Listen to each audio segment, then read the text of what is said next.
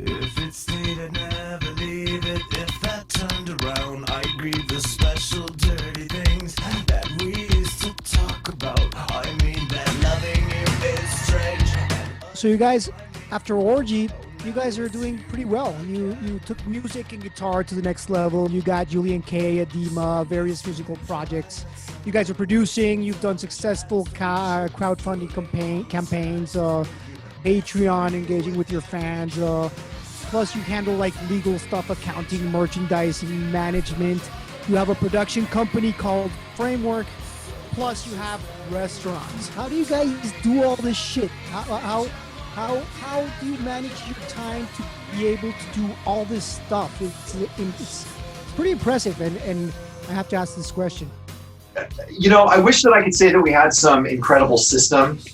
We don't. To be honest with you, we really just work off of a calendar. You know, we're pretty careful. We share a calendar, and we both kind of work off of it, and we work with a lot of really great people. I think that we've been kind of lucky in finding great partners and being able to put together teams.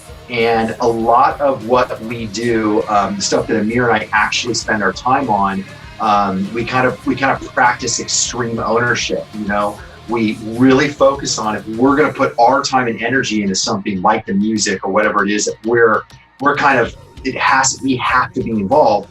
We want to own all the responsibility of the project. We want to be responsible for the money. We want to be responsible for the way the product looks and feels and sounds. We want to be responsible for the lyrics, for the tones, for the production, the way it's rolled out, everything. We don't want to let someone else come in there and ruin any of the stuff anymore. You know, and a lot of artists, I think, they really aren't used to taking all the responsibility, win or lose themselves. Notice I said lose, because we don't win all the time. You know, being an artist doesn't mean you just wake up with piles of money every day and people tune your guitars for you and all that kind of stuff. We just said, you know, fuck that. You know, we had all this success in Orgy, and if we wanted stuff to continue to happen in this new environment, I think that we realized that we really have to be ready to do it all ourselves. And by having that attitude, we've been able to start all sorts of businesses because we aren't afraid to, quote unquote, sweep the floor.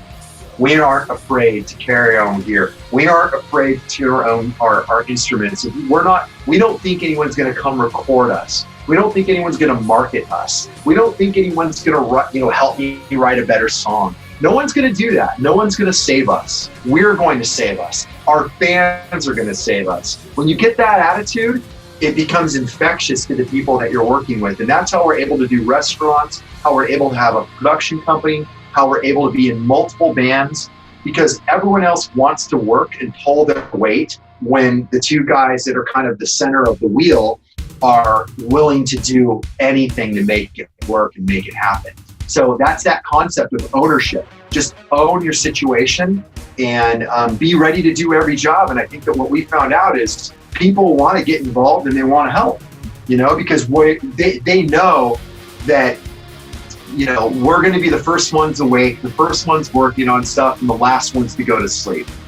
So that's just the way it's been, and it's led to a lot of incredible opportunities. I mean, it's been maybe 15, 16 years that we've been engaging in business. So if you say it all at once, it sounds like a lot, but to me, I actually think that I still have more time to do stuff. And it's just been a steady growth of 15 years of perfecting our craft, learning that no one's going to save us, and continuing to take more control over the responsibilities of being a professional artist and business person.